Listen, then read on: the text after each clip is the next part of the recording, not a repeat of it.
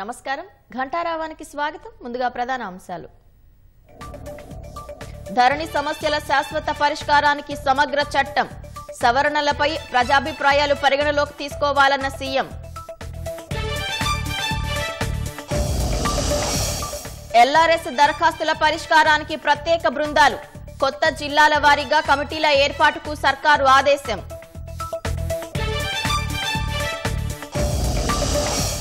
మేడిగడ్డ నుంచి నీటిని ఎత్తిపోయలేమన్న ఉత్తమ్ కుమార్ రెడ్డి ఎల్లంపల్లి నుంచి 1-2 రోజుల్లో తరలిస్తామని వెల్లడి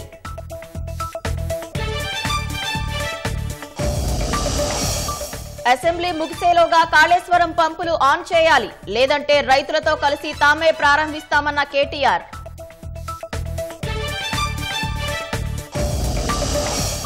చరిత్ర నుంచి పాకిస్తాన్ గుణపాఠాలు నేర్చుకోలేదన్న మోదీ కార్గిల్ విజయ్ దివస్ వేళ లద్దాఖ్లో అమరవీరులకు నివాళులు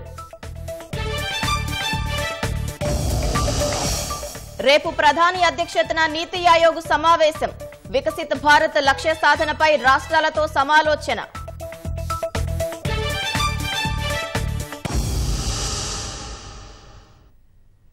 ధరణి సమస్యలపై మరింత లోతుగా అధ్యయనం చేసి పరిష్కారానికి పకడ్బందీ చర్యలు చేపట్టాలని ముఖ్యమంత్రి రేవంత్ రెడ్డి అభిప్రాయపడ్డారు. అవసరమైతే అసెంబ్లీ చర్చకు పెట్టనున్నట్లు తెలిపారు. ధరణి సమస్యలు పరిష్కార మార్గాలపై సచివాలయంలో ముఖ్యమంత్రి రేవంత్ రెడ్డి సమీక్షించారు. ధరణి కమిటీ సభ్యులు పలు సూచనలు చేయగా మరింత లోతుగా అధ్యయనం చేసిన తర్వాతే శాశ్వత పరిష్కారానికి చర్యలు చేపట్టాలని సీఎం సూచించారు. మార్పులు చేర్పుల వల్ల కొత్త సమస్యలు రాకుండా జాగ్రత్తలు తీసుకోవాలని రేవంత్ రెడ్డి నిర్దేశించారు. ఎలాంటి సవరణలు అవసరమనే అంశాలపై ప్రజాభిప్రాయాలు పరిగణలోకి తీసుకోవాలని సూచించారు. అఖిలపక్ష సమావేశం అభిప్రాయాలు తీసుకోవాల్సిన అవసరం ఉందన్నారు. అవసరమైతే అసెంబ్లీలో చర్చకు పెడదామని సీఎం అన్నారు. అందరి అభిప్రాయాలు సూచనల మేరకు శాశ్వత పరిష్కారం దిశగా సమగ్ర చట్టం రూపొందించాలని ముఖ్యమంత్రి రేవంత్ రెడ్డి సూచించారు. లేఅవుట్ క్రమబద్దీకరణ పథకం ఎల్ఆర్ఎస్ అమలు కోసం కొత్త జిల్లాల వారీగా బృందాలు ఏర్పాటు చేయాలని ఉప ముఖ్యమంత్రి మల్లు భట్టి విక్రమార్క అధికారులను ఆదేశించారు. ఎల్ఆర్ఎస్ పై సచివాలయంలో రెవెన్యూ మంత్రి పొంగులేటి శ్రీనివాసరెడ్డితో కలిసి సమీక్ష నిర్వహించిన భట్టి ప్రజలకు ఇబ్బందులు లేకుండా పక్కాగా అమలు చేయాలని స్పష్టం చేశారు. ఎల్ఆర్ఎస్ విధి విధానాలపై సమీక్షించిన మంత్రులు రాష్ట్ర వ్యాప్తంగా వచ్చిన 39 లక్షల దరఖాస్తులు వీలైనంత వేగంగా పరిష్కరించాలని నిర్దేశించారు. జిల్లాల వారీగా బృందాలు ఏర్పాటు చేయాలని, సిబ్బంది కొరత ఉంటే ఇతర శాఖల నుంచి డిప్యుటేషన్ తీసుకోవాలని సూచించారు. శాసనసభ సమావేశాలు ముగిసేలోపు కాళేశ్వరం ప్రాజెక్టు పంపులు నడిపి జలాశయాలు నింపాలని బీఆర్ఎస్ కార్యనిర్వాహక అధ్యక్షుడు కేటీఆర్ డిమాండ్ చేశారు. రాజకీయం కోసం అన్నదాతలను ఇబ్బంది పెట్టొద్దని హితవు పలికారు. ఆగస్టు 2 లోపు ప్రభుత్వం స్పందించుకుంటే రైతులతో వచ్చి తామే పంప్ హౌస్లు ఆన్ చేసి బీళ్లకు నీళ్లు అందిస్తామని హెచ్చరించారు. ఆగస్టు 2 లోపు కాళేశ్వరం పంపులు నడపకుంటే వేలాది మంది రైతులతో వచ్చి కన్నెపల్లి మేడిగడ్డ పంపులు మేమే నడిపిస్తామని బీఆర్ఎస్ కార్యనిర్వాహక అధ్యక్షుడు కేటీఆర్ ప్రభుత్వాన్ని హెచ్చరించారు. కాళేశ్వరం క్షేత్రస్థాయి పర్యటనలో భాగంగా 2వ రోజు కన్నెపల్లి పంప్ హౌస్ మేడిగడ్డను ఎమ్మెల్యేలు ఎమ్మెల్సీల బృందంతో కలిసి కేటీఆర్ పరిశీలించారు. గోదావరి ఎగువన ప్రవాహం లేక ప్రాజెక్టులో నీళ్లు లేవని, దిగువన ప్రవాహం ఉన్నా పంపులు నడపక నీళ్లన్నీ వృధాగా పోతున్నాయని కేటీఆర్ ఆవేదన వ్యక్తం చేశారు. నీళ్లున్నాయని, పంపులు సైతం సిద్ధంగా ఉన్నాయని, రాజకీయ సంకల్పం లేక ప్రాజెక్టులు ఎడారిలా మారాయని ఆరోపించారు. గ్రౌటింగ్ అనేది నిర్వహణలో భాగంగా ఎప్పుడూ చేసేదేనని, ఎన్డీఎస్ఏ పేరుతో ప్రభుత్వం కాలయాపన చేస్తుందని ఆరోపించారు. ప్రభుత్వం కేవలం రాజకీయ ప్రయోజనం కోసం మాత్రమే ఇవాళ ఆ నీళ్లు వృధాగా పోతుంటే కూడా కళ్ళప్పగించి చూస్తున్నది తప్ప వేరేదేమీ లేనేలేదు. స్పష్టంగా ఇక్కడ నీళ్లు మీ కళ్ళ ముందుంటే, పంపు చేసే కెపాసిటీ ఉంటే, బ్రహ్మాండంగా పంప్ హౌస్లన్నీ రెడీగా ఉంటే నిర్ణయం ఎందుకు తీసుకుంటలేరు మీరు? నిర్ణయం మీరు ఈరోజు తీసుకుంటే 2 జరుగుతాయి. ఒకటి, వెంటనే ఇక్కడ నుంచి 2 టీఎంసీల నీళ్లు ఎత్తిపోస్తే బ్రహ్మాండంగా మిడిమానేరు దాకా నీళ్లు 2 రోజుల్లో చేరుకుంటాయి. తదుపరి మీరు వెంటనే అటు అన్నపూర్ణ రిజర్వాయరు ఇల్లంతకుంటలో, పైకి రంగనాయక సాగరు, పైకి మల్లన్న సాగరు, పైకి కొండపోచమ్మ సాగర్, వాటికి వేరే ప్రత్యామ్నాయం కూడా లేదు. ఇక్కడ నుంచి పంపు చేయడమే మార్గం. దాదాపు 75-80 టీఎంసీల నీళ్లు ఈ 4 రిజర్వాయర్లను నింపుకోవచ్చు. మరి వాటిని ఇవాళ ఎండబెట్టి ఎవరి మీద మీరు కక్ష సాధిస్తున్నట్టు దయచేసి ప్రభుత్వం ఆలోచించాలని మేము కోరుతా ఉన్నాం. మీరు చేస్తారా పంప్ హౌజు? చాలు చేస్తారా? చెయ్యరా? తేల్చి చెప్పండి. మీకు అసెంబ్లీ సమావేశాలు ముగిసేదాకా ఈ ప్రభుత్వానికి మేము గడువు ఇస్తున్నాం. మీరు గనక ఆగస్టు 2 లోపల నిర్ణయం తీసుకుని పంపులు ఆన్ చేయకపోతే, నీళ్లు ఎత్తిపోయడం ప్రారంభించకపోతే 50,000 మంది రైతులతో మేము మా కేసీఆర్ గారి నాయకత్వంలో, మా పార్టీ నాయకత్వంలో మేమే వస్తాం, పంపులు మేమే ఆన్ చేస్తాం, రైతులకు ఎట్లా నీళ్ళు ఇయ్యాలో చూపెడతామని చెప్పి కూడా మా పార్టీ తరఫున చెప్తా ఉన్నాం. రోజుకు 2 టీఎంసీల చొప్పున నీళ్లు ఎత్తిపోస్తే మిడ్మానేరు, అన్నపూర్ణ, రంగనాయక సాగర్, మల్లన్న సాగర్, కొండపోచమ్మ సాగర్లను నింపొచ్చని కేటీఆర్ సూచించారు. పైన ఉన్న సింగూరు, నిజాం సాగర్, శ్రీరామ్ సాగర్లలోనూ నీళ్లు లేవని, వీటికి కాళేశ్వరమే ఆధారమన్నారు. మేడిగడ్డ వద్ద 10 లక్షల క్యూసెక్ల నీరు వృధాగా కిందకు పోతున్నా ఎత్తిపోయకపోవడం వల్ల రిజర్వాయర్లు మాత్రం గొంతెండి ఎడారిలాగా మారుతున్నాయని ఆరోపించారు. ఇవాళ కింద తుంగతుర్తి, కోదాడ దాకా ఉండే రైతులు, పాలేరు దాకా ఉండే రైతులు వాళ్ళు ఎదురు చూస్తున్నారు.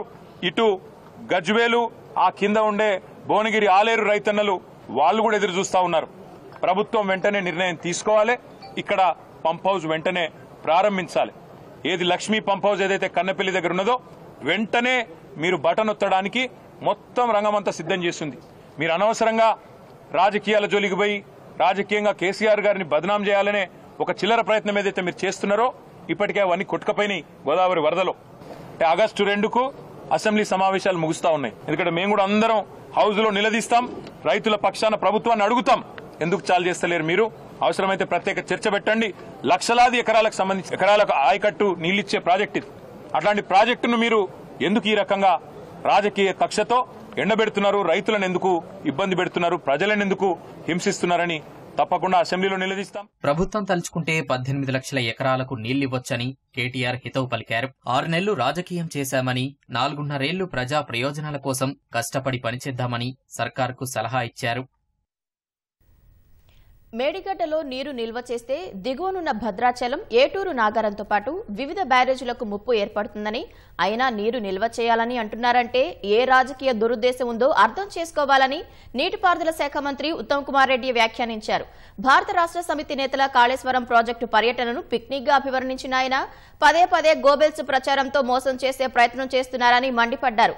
ప్రాణహిత చేవెళ్ల రీడిజైన్ పేరుతో కాళేశ్వరం నిర్మించి రాష్ట్ర ప్రజలపై 1,47,000 కోట్ల ఆర్థిక భారం మోపారని ఆయన ఆక్షేపించారు. నిపుణుల సూచనలు బేఖాతరు చేసి మేడిగడ్డను కుంగిపోయేలా చేశారని విమర్శించిన ఉత్తమ్ కాళేశ్వరం డిజైనింగ్ స్వతంత్ర భారతావనిలో ఘోర తప్పిదంగా అభివర్ణించారు. కాళేశ్వరం బ్యారేజీలను ఉపయోగంలోకి తెస్తామన్న మంత్రి 1-2 రోజుల్లో ఎల్లంపల్లి నుంచి నీటిని పంపింగ్ చేస్తామని స్పష్టం చేశారు. కాళేశ్వరం ప్రాజెక్టుపై మాజీ మంత్రి కేటీఆర్ వ్యాఖ్యలు హాస్యాస్పదంగా ఉన్నాయని నీటిపారుదల శాఖ మంత్రి ఉత్తమ్ కుమార్ రెడ్డి మండిపడ్డారు. మేడిగడ్డ మొదలుపెట్టినప్పుడు, కూలినప్పుడు బీఆర్ఎస్ ప్రభుత్వమే అధికారంలో ఉందన్న ఆయన నాసిరక నిర్మాణం వల్లే బ్యారేజీ కుంగిందని ఎన్డీఎస్ఏ తేల్చి చెప్పిందని గుర్తు చేశారు. బ్యారేజీ కుంగినా కేసీఆర్ నోరు మెదపలేదన్న మంత్రి పంపింగ్ చేస్తే ఏదైనా ప్రమాదం జరిగితే మేడిగడ్డ వద్ద 44 గ్రామాలు కొట్టుకుపోతాయని ఆందోళన వ్యక్తం చేశారు. కేటీఆర్ విమర్శలను తిప్పికొట్టిన మంత్రి ఉత్తమ్ హైదరాబాద్ జలసౌద్లో ఎమ్మెల్సీ జీవన్ రెడ్డి, కరీంనగర్ నేతలతో కలిసి కాళేశ్వరంపై ఇచ్చారు. మేడిగడ్డ కుంగుబాటుకు నైతిక బాధ్యత వహిస్తూ కేసీఆర్, కేటీఆర్ రాష్ట్ర ప్రజలకు క్షమాపణ చెప్పాలని డిమాండ్ చేశారు. బ్యారేజీలో కొంత భాగం కుంగిపోయింది. మొదలుపెట్టినప్పుడు మీరే ముఖ్యమంత్రి, మీరే ఇరిగేషన్ మినిస్టర్. కూలిపోయినప్పుడు మీరే ముఖ్యమంత్రి, మీరే ఇరిగేషన్ మినిస్టర్. ఇప్పుడు వాళ్ళు ఆడుతున్న దొంగ నాటకాలు ఏదో కాంగ్రెస్ ప్రభుత్వం చేసినట్టు చేస్తున్నారు. ఇంతకంటే అసలు గోబెల్స్ ప్రచారం మరొకటి ఉండదు. ఇక్కడ బాంబు పెట్టి ఏదో చేసినట్టున్నది, అందుకోసం కూలిపోయిందేమో. పోలీస్ స్టేషన్ లో ఎఫ్ఐఆర్ ఫైల్ చేసింది కూడా వాళ్లే. ఎల్లంపల్లి ప్రాజెక్ట్ నుంచి రేపు ఎల్లుండో పంపింగ్ మొదలు పెడతాము.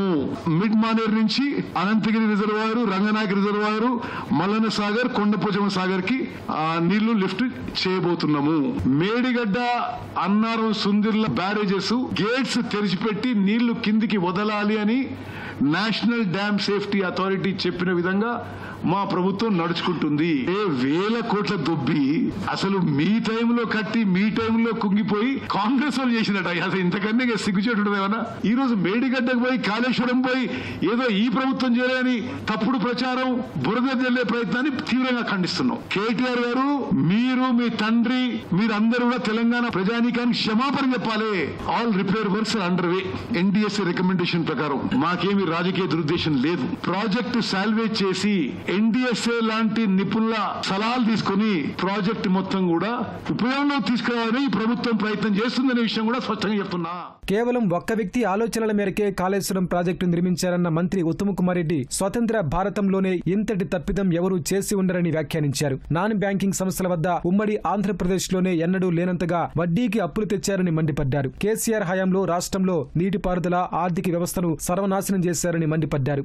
ఎక్కువ ఖర్చు అయితే ఎక్కువ కమిషన్లు వస్తేనే కక్కుర్తితోని కేవలం కమిషన్ల కక్కుర్తి కోసం బిఆర్ అంబేద్కర్ ప్రాణహిత చేవెళ్ల ప్రాజెక్టు నిలుపుదల చేసి మేడిగడ్డకి ప్రాజెక్టు మార్చి కాళేశ్వరం ప్రాజెక్ట్ అని అప్పటి నుంచి కొనసాగుతుంది.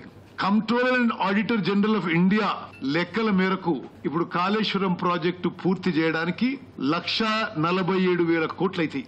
38,500 కోట్లకి జరిగే ప్రాజెక్టుని ఇప్పుడు పూర్తి కావడానికి 1,47,000 కోట్లు కాబోతుంది.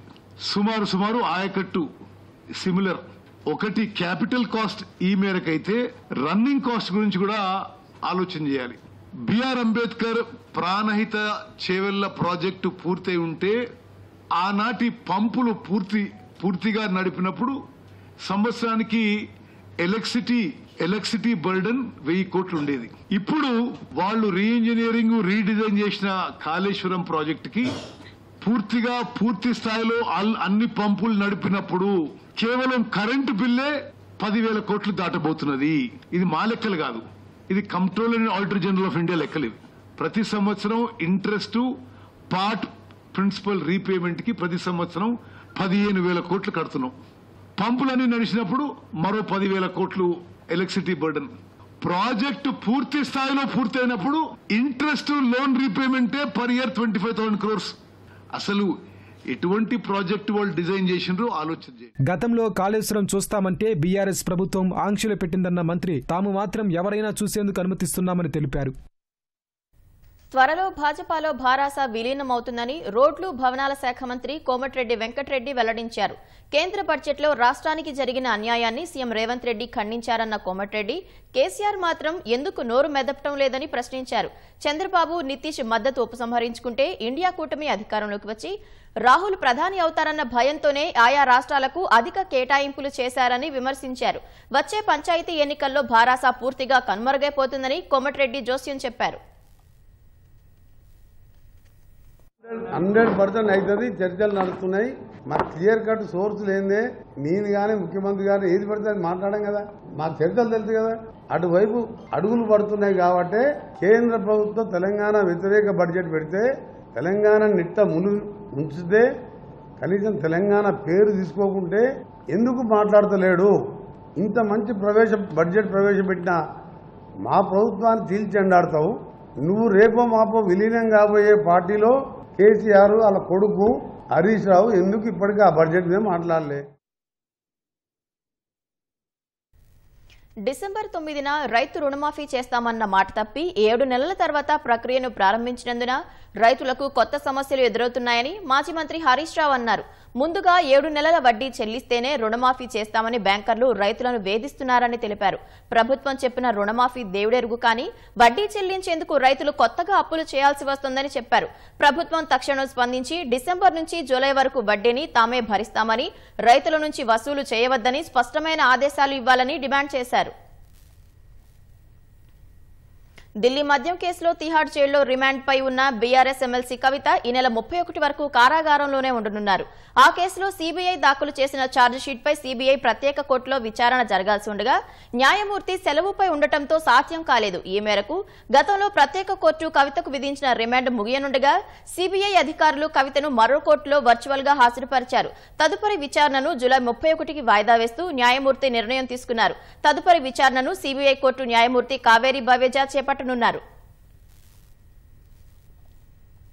దివ్యాంగులపై ఐఏఎస్ అధికారిని స్మితా సబర్వాల్ చేసిన వ్యాఖ్యలను తెలంగాణ జనసమితి అధ్యక్షుడు ఆచార్య కోదండరాం ఖండించారు. స్మితా సబర్వాల్ వ్యాఖ్యలు రాజ్యాంగ స్ఫూర్తికి విరుద్ధమన్న కోదండరాం వైకల్యం పేరిట వారి హక్కులను హరించడం సరైంది కాదని హితవు పలికారు. వైకల్యం కలిగిన వారు సకలాంగుల కంటే ఎంతో ఉన్నత శిఖరాలను అధిరోహించారని గుర్తు చేశారు. చట్టాలను అమలు చేయాల్సిన ఐఏఎస్ అధికారిని వైకల్యాన్ని కించపరచడం సమంజసం కాదని కోదండరాం సూచించారు. దాన్ని అమలు చేయవలసిన స్థానంలో ఉన్న ఒక అధికారి రకంగా మాట్లాడటాన్ని తప్పుపడుతున్నాం, ఖండిస్తున్నాం. వారి వ్యాఖ్యలను ఉపసంహరించుకోకపోగా దాన్ని సమర్థించుకునే ప్రయత్నం చేయటం అయితే చాలా శోచనీయమైన విషయం. మొత్తం నాగరిక సమాజం ఇట్లాంటి వ్యాఖ్యలను ఖండించాలని, వాళ్ళ ప్రభుత్వం కూడా తగు చర్యలు తీసుకుని భవిష్యత్తులో ఇటువంటి వ్యాఖ్యలు రాకుండా జాగ్రత్త పడాలని కూడా ఈ సందర్భంగా సూచన చేస్తున్నా.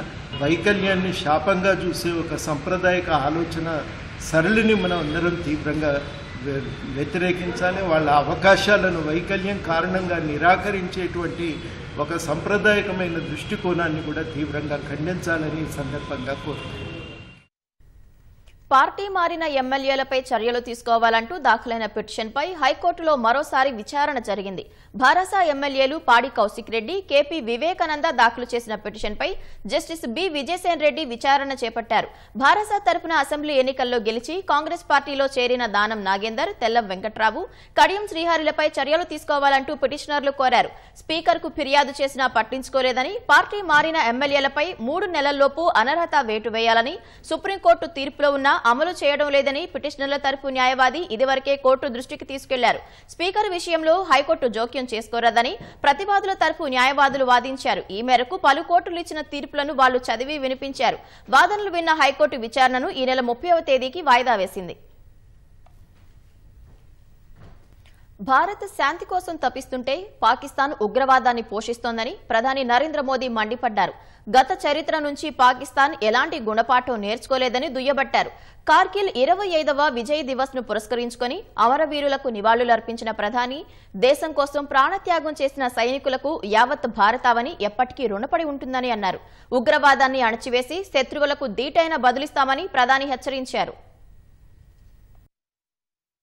కార్గిల్ 25వ విజయ్ దివస్ ను పురస్కరించుకుని నాటి యుద్ధంలో అమరులైన వీర సైనికులకు ప్రధానమంత్రి నరేంద్ర మోదీ నివాళులర్పించారు. లద్దాఖ్ ద్రాస్లోని కార్గిల్ యుద్ధ స్మారకాన్ని సందర్శించిన ప్రధాని అమర జవాన్లకు నివాళులర్పించారు. అనంతరం కార్గిల్ యుద్ధానికి సంబంధించి ఏర్పాటు చేసిన ఎగ్జిబిషన్ ను ప్రధాని సందర్శించారు. అనంతరం వీర జవాన్ల కుటుంబ సభ్యులతో ప్రధాని ముచ్చటించారు. ఈ సందర్భంగా షింకున్ లా టన్నెల్ ప్రాజెక్టు నిర్మాణ పనులను మోదీ ప్రారంభించారు. టన్నెల్ నిర్మాణ ప్రాంతం వద్ద వర్చువల్ గా తొలి బ్లాస్ట్ చేశారు. 4.1 కిలోమీటర్ల పొడవైన ఈ ట్విన్ ట్యూబ్ టన్నెల్ ను 15,800 అడుగుల ఎత్తులో నిర్మించనున్నారు. అనంతరం ఏర్పాటు చేసిన స్మారక సభలో ప్రసంగించిన ప్రధాని దేశం కోసం ప్రాణాలు పనంగా పెట్టి పోరాడిన సైనికుల త్యాగాలకు యావత్ భారతావని ఎప్పటికీ రుణపడి ఉంటుందని అన్నారు. శాంతి కోసం భారత్ తప్పిస్తే పాకిస్తాన్ తన నిజ స్వభావాన్ని చూపిందని దుయ్యబట్టారు. గత చరిత్ర నుంచి పాకిస్తాన్ ఏమీ నేర్చుకోలేదని ప్రధాని అన్నారు. ఉగ్రవాదాన్ని సమూలంగా నిర్మూలిస్తామని దాయాది దేశాన్ని మరోసారి గట్టిగా హెచ్చరించారు. आज लद्दाख की ये महान धरती कारगिल विजय के 25 वर्ष पूरे होने की साक्षी बन रही है. पाकिस्तान ने अतीत में जितने भी दुष्प्रयास किए उसे मुंह की खानी पड़ी है, लेकिन पाकिस्तान ने अपने इतिहास से कुछ नहीं सीखा. वो आतंकवाद के सहारे, प्रॉक्सी वॉर के सहारे अपने आप को प्रासंगिक बनाए रखने का प्रयास कर रहा. मैं आतंकवाद के इन सरपरस्तों को कहना चाहता हूं कि उनके नापाक मंसूबे कभी कामयाब नहीं होंगे. आतंकवाद को हमारे जाबाज पूरी ताकत से कुचलेंगे. दुश्मन को मुंहतोड़ जवाब दिया जाएगा. అగ్నిపథ్ పథకంపై విపక్షాలు చేస్తోన్న విమర్శలను ప్రధాని మోదీ తీవ్రంగా ఖండించారు. భారత బలగాలకు సంబంధించి పెన్షన్ నిధులు ఆదా చేసేందుకే ఈ పథకం తీసుకొచ్చారంటూ చేస్తోన్న వ్యాఖ్యలపై ఆగ్రహం వ్యక్తం చేశారు. ఈ పథకాన్ని సమర్థిస్తూ మాట్లాడిన ఆయన దేశ సైన్యాన్ని ఆధునీకరించడానికి, బలోపేతం చేయడానికి అవసరమైన సంస్కరణ అని తెలిపారు. सेना द्वारा किए गए जरूरी रिफॉर्म्स का एक उदाहरण अग्निपथ स्कीम भी है. शायद कुछ लोगों की मानसिकता ही ऐसी थी कि सेना मतलब नेताओं को सलाम करना, परेड करना. हमारे लिए सेना मतलब 140 करोड़ देशवासियों की आस्था. अग्निपथ का लक्ष्य सेनाओं को युवा बनाना है, सेनाओं को युद्ध के लिए निरंतर योग्य बनाए रखना है. दुर्भाग्य से राष्ट्रीय सुरक्षा से जुड़े इतने संवेदनशील विषय को कुछ लोगों ने राजनीति का विषय बना दिया है. ये वही लोग हैं जिन्होंने सेनाओं में हजारों करोड़ के घोटाले करके हमारी सेनाओं को कमजोर किया। కార్గిల్ యుద్ధ సమయంలో సామాన్యుడిగా సైనికుల మధ్య ఉండే అదృష్టం తనకు దక్కిందని ప్రధాని అన్నారు. దేశం కోసం వారు చేసిన పోరాటం తన మదిలో నిలిచిపోయిందన్నారు. లద్దాఖ్, జమ్మూ కాశ్మీర్ అభివృద్ధి కోసం ఎలాంటి సవాళ్లనైనా భారత్ అధిగమిస్తుందని ప్రధాని ఉద్ఘాటించారు. ఇప్పుడు జమ్మూ కాశ్మీర్ ప్రజలు సరికొత్త భవిష్యత్తు కోసం ఎదురు చూస్తున్నారని వెల్లడించారు.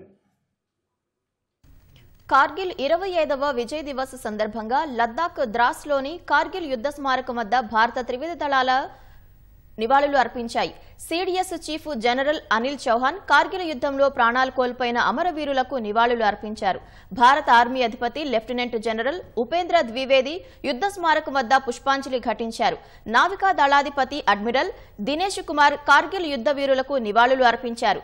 సైనికుల త్యాగాలను స్మరించుకున్న భారత వాయుసేన చీఫ్ మార్షల్ వివేక్ రామ్ చౌదరి యుద్ధ స్మారకం వద్ద పుష్పగుచ్చం ఉంచి నివాళులు అర్పించారు. అంతకుముందు కార్గిల్ యుద్ధంలో అమరులైన సైనికుల కుటుంబాలు నివాళులు అర్పించాయి. ఢిల్లీలో రేపు నీతి ఆయోగ్ 9వ పాలక మండలి సమావేశం జరగనుంది. రాష్ట్రపతి భవన్లోని సాంస్కృతిక కళా కేంద్రంలో ప్రధాని నరేంద్ర మోదీ అధ్యక్షతన జరగనున్న ఈ భేటీకి పలు రాష్ట్రాల సీఎంలు హాజరు కానున్నారు. కేంద్ర రాష్ట్ర ప్రభుత్వాల మధ్య పరస్పర సహకారం, గ్రామీణ పట్టణ వాసుల జీవన నాణ్యతను మెరుగుపరచడానికి ప్రభుత్వాలు చేపట్టాల్సిన కార్యక్రమాలపై పాలక మండలి చర్చించనుంది. వికసిత్ భారత్ 2047 లక్ష్యాన్ని సాధించడంలో రాష్ట్రాల పాత్రపై సభ్యులు వివరణాత్మక చర్చలు జరపనున్నారు. కేంద్ర బడ్జెట్లో కాంగ్రెస్ పాలిత రాష్ట్రాలకు అన్యాయం జరిగిందని నిరసనగా భేటీకి రావడం లేదని ఆయా రాష్ట్రాల సీఎంలు ప్రకటించారు. అయితే నీతి ఆయోగ్ భేటీకి హాజరు కానున్నట్లు పశ్చిమ బెంగాల్ సీఎం మమతా బెనర్జీ తెలిపారు. నీతి ఆయోగ్కు ఆర్థిక పరమైన అధికారాలు లేకపోయినా జాతీయ వేదికపై పశ్చిమ బెంగాల్ గళాన్ని వినిపించడం తన బాధ్యతని అన్నారు. నీతి ఆయోగ్ను రద్దు చేసి ప్రణాళికా సంఘాన్ని పునరుద్ధరించాలని ఆమె డిమాండ్ చేశారు. రిలయన్స్ ఇండస్ట్రీస్ వంటి బ్లూ చిప్ సంస్థల వాటాలు కొనేందుకు మదుపరులు మొగ్గు చూపిన వేళ దేశీయ స్టాక్ మార్కెట్లు భారీ లాభాలు ఆర్జించాయి. గత 5 సెషన్లలో నష్టాలు చవిచూసిన సెన్సెక్స్ ఇవాళ ఏకంగా 1293 పాయింట్లు పెరిగింది. ఉదయం క్రితం ముగింపు కంటే 120 పాయింట్లు ఎగువన 80,158 పాయింట్ల వద్ద బీఎస్సీ సూచీ ప్రారంభమైంది. మొదట్లో 80,013 పాయింట్ల కనిష్ట స్థాయి నమోదు చేసింది. తర్వాత తక్కువ విలువ వద్ద ఉన్న దిగ్గజ సంస్థల వాటాలు కొనేందుకు మదుపరులు మొగ్గు చూపగా క్రమంగా లాభాల్లోకి దూసుకెళ్లింది. ఈ దిశలో 81,427 పాయింట్ల గరిష్ట స్థాయికి చేరింది. చివరకు 81,333 పాయింట్ల వద్ద స్థిరపడింది. జాతీయ స్టాక్ ఎక్స్చేంజ్ సూచీ నిఫ్టీ 429 పాయింట్లు పెరిగి 24,835 పాయింట్ల వద్ద ముగిసింది.